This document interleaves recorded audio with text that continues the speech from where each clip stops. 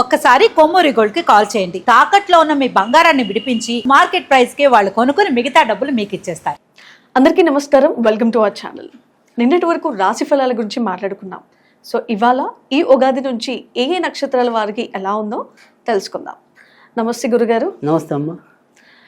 గురుగారు, నిన్నటి వరకు మనం ఉగాది నుంచి ఏ ఏ రాశుల వారికి ఎలా ఉందో వివరించారు, మాట్లాడుకున్నాము. సో ఇకపై ఈ ఉగాది నుంచి ఏ ఏ నక్షత్రాల వారికి ఎలా ఉండబోతుంది?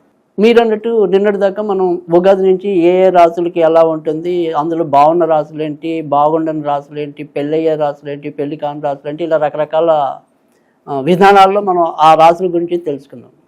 అయితే ఇప్పుడు మీరు అడుగుతున్నది ఏంటంటే ఇవాళ నుంచి మనం నక్షత్రాల పరంగా వెళ్ళాలి అని ఒక నిర్ణయానికి రావటం.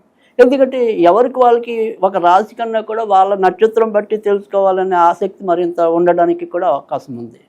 సో నక్షత్రాలు అనేవి అందరికీ తెలిసిందే, 27 నక్షత్రాలు. ఈ 27 నక్షత్రాలు కలిపితే మనకి 12 రాసులు అవటం అనేది ఉంటుంది. అయితే ఈ 27 నక్షత్రాల్లో మరి మొదటి నక్షత్రం ఏంటి అంటే కనుక అది అశ్విని నక్షత్రం.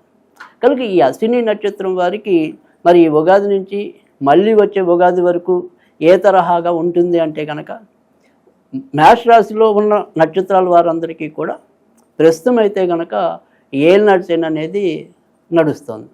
అయితే అశ్విని నక్షత్రానికి మరింత చేరువలో శని ఉండటం వల్ల ఈ అశ్విని నక్షత్రం వాళ్ళు ఈ ఏడాది చేపట్టే ఏ పని అయినప్పటికీ కూడా అవి కొద్దిగా ఆలస్యాలు ఆటంకాలు ఏర్పడుతూ ఉండటం, లేదా ఏదో రకంగా కొంత వాయిదా పడి మళ్ళీ ముందుకెళ్ళటం, ఆ రకంగా జరిగే అవకాశాలు చాలా ఎక్కువ ఉన్నాయి.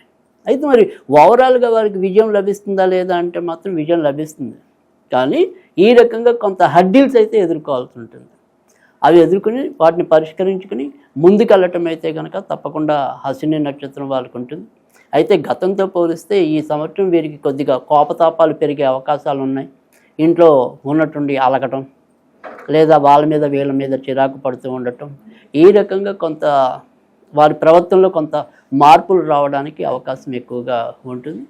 అయితే వృత్తి ఉద్యోగాల్లో కూడా వీరికి చక్కటి అభివృద్ధి ఈ సంవత్సరం సాధ్యమవుతుంది. ఇక వివాహం అవ్వాలి అని ఎవరైనా అశ్విని నక్షత్రంలో ఉంటే కనుక అబ్బాయిలు కానీ అమ్మాయిలు కానీ వాళ్ళు బాగా గట్టి ప్రయత్నం చేస్తే తప్ప ఆ వివాహ ప్రయత్నాలు సఫలీకృతం అయ్యే పరిస్థితులు అయితే కొద్దిగా తక్కువగానే కనిపిస్తుంది.